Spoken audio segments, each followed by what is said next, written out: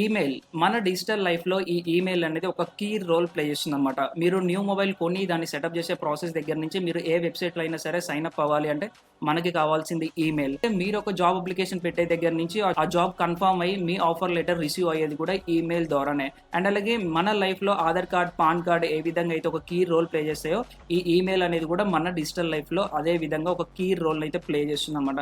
And అలాగే ఈ emails మన డిజిటల్ లైఫ్‌లో ఏ విధంగా అయితే కీ రోల్ ప్లే చేస్తున్నాయో at the same time present జనరేషన్‌లో సైబర్ అటాక్స్ జరగడానికి అంటే సక్సెస్‌ఫుల్ అవ్వడానికి కూడా అదే విధంగా ఈమెయిల్ అనేది కీ రోల్ ప్లే చేస్తుందనమాట.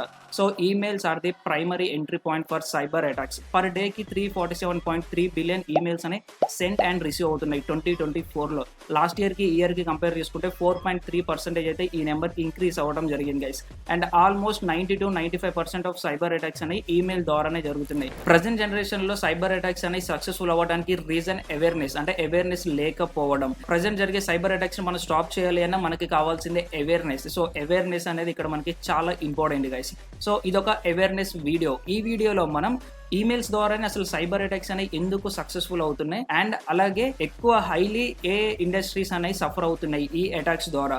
అండ్ నీకు ఒక మెయిల్ వస్తే నిన్ను నువ్వు ఎలా ప్రొటెక్ట్ చేసుకోవాలి అంటే లైక్ ఇప్పుడు నీకు ఒక మెయిల్ వచ్చింది, ఆ మెయిల్ ఓపెన్ చేస్తే నీ డివైస్ అనేది హ్యాక్ అయ్యే ఛాన్స్ ఉందన్నమాట. అయినా సరే నువ్వు ఆ మెయిల్ ఓపెన్ చేసినా కూడా నీ డివైస్ అనేది హ్యాక్ అవ్వకుండా ఎలా జాగ్రత్త పడాలి అనేది నేను ఈ రోజు అయితే నీకు చెప్తున్నాను. సో నువ్వు వీడియోని మాత్రం ఎండ్ వరకు చూడు అండ్ అలాగే ఈ వీడియోని ఎంత వీలైతే అంతమందికి షేర్ చేసేసి అవేర్నెస్ క్రియేట్ చేయి.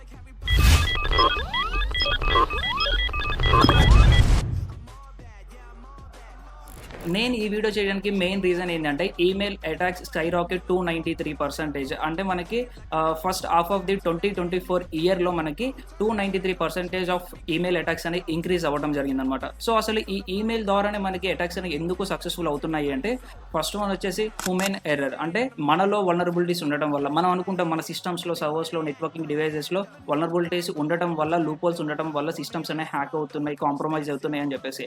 బట్ ఇక్కడ నేను చెప్పేది ఏంటి అంటే మనుషుల ఇంటరాక్షన్ లేకుండా ఏ సైబర్ అటాక్ అనేది సక్సెస్ఫుల్ అవ్వదు గైస్. సో ఇక్కడ సిస్టమ్స్ లో, సర్వర్స్ లో వల్నరబిలిటీస్ ఉండటం కాదు, మనలో ఉన్నాయి vulnerabilities and loop holes. So మనల్ని బైపాస్ చేసిన తర్వాతనే మన సిస్టమ్ అనేది కాంప్రమైజ్ అవుతుంది అనమాట. అంటే మీకు ఒక పర్సన్ ఒక ఈమెయిల్ పంపించాడు, సో ఆ ఈమెయిల్లో మీకు సెన్స్ ఆఫ్ అర్జెన్సీ ఉంటుంది అండ్ అలాగే ఫెమిలియర్ ట్రస్ట్ సోర్స్ అంటే మీకు అది ట్రస్టెడ్ సోర్స్ నుంచి వచ్చినట్టు మీకు అనిపిస్తుంది అనమాట. సో అలా అనిపించినప్పుడు ఆటోమేటిక్గా లింక్స్ అనేవి మీరు ఓపెన్ చేస్తారు. సో మీరు లింక్స్, అటాచ్మెంట్స్ ఓపెన్ చేసినప్పుడే మన సిస్టమ్ అండ్ డివైస్ అనేది కాంప్రమైజ్ అవుతుంది గైస్. అంటే అటాకర్ ఫస్ట్ ఆఫ్ ఆల్ ఇక్కడ మనల్ని బైపాస్ చేస్తుండే, మనల్ని నమ్మించి తర్వాత మన డివైస్ దగ్గరికి వెళ్తున్నాం అనమాట. సో మనల్ని బైపాస్ చేసి వెళ్ళి మన డివైస్ ని ఇక్కడ కాంప్రమైజ్ అనేది చేస్తుండు.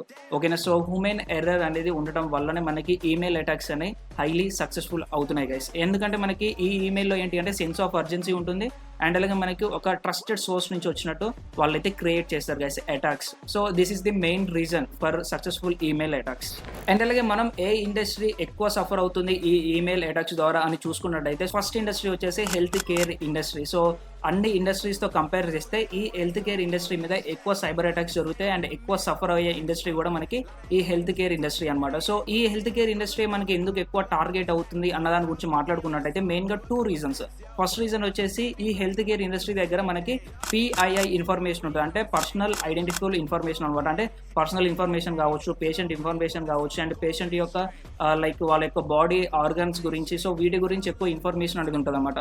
సో ఈ ఇన్ఫర్మేషన్కి బ్లాక్ మార్కెట్లో ఎక్కువ వాల్యూ ఉంటుంది మన credit card, debit card and అలాగే బ్యాంక్ అకౌంట్స్ డీటెయిల్స్ కంటే. అంటే ఈ ఇన్ఫర్మేషన్ కంటే ఏదైతే పర్సనల్ ఇన్ఫర్మేషన్ PII ఇన్ఫర్మేషన్ ఉంటుందో సో దానికి బ్లాక్ మార్కెట్లో ఎక్కువ వాల్యూ ఉంటుంది అనమాట. సో అందుకనే అటాకర్స్ కూడా ఎక్కువ హెల్త్ కేర్ ఇండస్ట్రీని టార్గెట్ చేస్తూ ఉంటారు. అండ్ ఇది ఒక మెయిన్ రీజన్ అయితే ఇంకొక రీజన్ ఏంటి అంటే హెల్త్ కేర్ ఇండస్ట్రీలో ఉండే స్టాఫ్ ఎవరైతే ఉంటారో సో వాళ్ళకి ఈ ఆన్లైన్ టెక్నాలజీ మీద, ఆన్లైన్ రిస్క్స్ మీద, సైబర్ అటాక్స్ మీద ఎక్కువ నాలెడ్జ్ అనేది ఉండదన్నమాట. అండ్ అలాగే వాళ్ళు వాడే డివైజెస్ కూడా ఒక ఎంట్రీ పాయింట్ అంతా మనకి సెక్యూర్గా అయితే ఉండవు గైస్. సో అందుకనే మనకి ఈ సైబర్ క్రిమినల్స్ ఈ హెల్త్ కేర్ ఇండస్ట్రీని ఎక్కువ అయితే టార్గెట్ చేస్తూ ఉంటారు. సో ఇప్పుడు నీకు ఒక ఈమెయిల్ వస్తే ఆ ఈమెయిల్ ఓపెన్ చేసినా కూడా నీ డివైస్ అనేది హ్యాక్ అవ్వకుండా నిన్ను నువ్వు ఎలా ప్రొటెక్ట్ చేసుకోవాలో చూద్దాం. సో దీనికోసం మనం ఏం చేయాలి అంటే మనం ఎప్పుడైనా సరే మన కంప్యూటర్ ఆర్ పీసీలో మన ఒక వర్చువల్ ఎన్విరాన్మెంట్ అయితే సెటప్ చేసి పెట్టుకోవాలన్నమాట. సో దీనికోసం మనం VMware అండ్ వర్చువల్ బాక్స్ ఈ 2 సాఫ్ట్వేర్స్ని మన డివైస్లో ఇన్స్టాల్ చేసి పెట్టుకున్నట్టయితే సో ఈ వర్చువల్ మిషన్స్లో మనం ఒక విండోస్ని అయితే రన్ చేస్తూ ఉండాలన్నమాట. లైక్ ఇప్పుడు మీ బేస్ సిస్టమ్ Windows 10 ఏదైతే ఉంటుందో సేమ్ అదే ఒక Windows 10ని మనం ఈ వర్చువల్ మిషన్ సాఫ్ట్వేర్లో ఇన్స్టాల్ చేసి పెట్టుకోవాలి. సో ఇప్పుడు మీకు ఏదైనా ఒక మెయిల్ వచ్చింది. సో ఆ మెయిల్ ఓపెన్ చేస్తే మీ డివైస్ అనేది హ్యాక్ అయ్యే ఛాన్స్ ఉంది. లేదంటే మీకు ఏమైనా డౌట్ ఉన్నట్టయితే సో ఫస్ట్ ఆఫ్ ఆల్ మీరు ఆ ఈమెయిల్‌ని తీసుకెళ్ళి ఈ వర్చువల్ మిషన్స్ ఏవైతే ఉంటాయో సో వాటిల్లో ఓపెన్ చేయాలి గైస్. సో ఇక్కడ మీరు వర్చువల్ మిషన్‌లో ఓపెన్ చేసినప్పుడు ఒకవేళ మీరు ఆ మెయిల్ ఓపెన్ చేయగానే మీ డివైస్ అనేది హ్యాక్ అయింది అనుకుందాం. లైక్ ఒక లింక్ ఓపెన్ చేసినప్పుడు గానీ, లేదా ఒక అటాచ్‌మెంట్ ఓపెన్ చేసినప్పుడు గానీ మీ డివైస్ అనేది హ్యాక్ అయింది అనుకుందాం. సో అప్పుడు ఏమైతదంటే మీ వర్చువల్ మిషన్‌లో మీరు సెటప్ చేసిన విండోస్ 10 ఏదైతే ఉంటదో అది మాత్రమే హ్యాక్ అవుతుందన్నమాట. సో అందులో మీకు ఎటువంటి పర్సనల్ ఇన్ఫర్మేషన్ ఉండదు కాబట్టి సో మీకు ఎటువంటి ప్రాబ్లమ్ ఉండదు.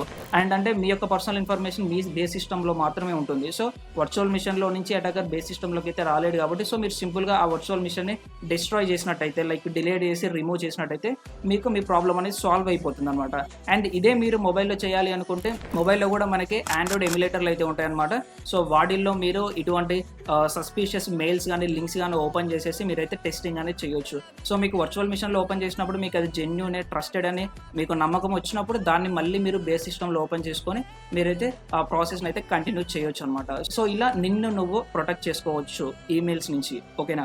సో ఇది ఓన్లీ ఈమెయిల్స్ అనే కాదు, మీకు ఏదైనా ఒక అప్లికేషన్ మీద డౌట్ ఉన్నా గానీ, ఏపీకే మీద గానీ, లింక్ మీద గానీ సో వాటిని ఫస్ట్ ఆఫ్ ఆల్ తీసుకెళ్ళి నీ వర్చువల్ ఎన్విరాన్మెంట్‌లో టెస్ట్ చేసుకో. అక్కడ నీకు ఓకే అనిపిస్తే దాని తర్వాత నీ ఒరిజినల్ ఎన్విరాన్మెంట్‌లో దాన్ని ఓపెన్ చేసుకొని యూజ్ చేసుకోవడానికైతే ట్రై చెయ్యి. Thank you.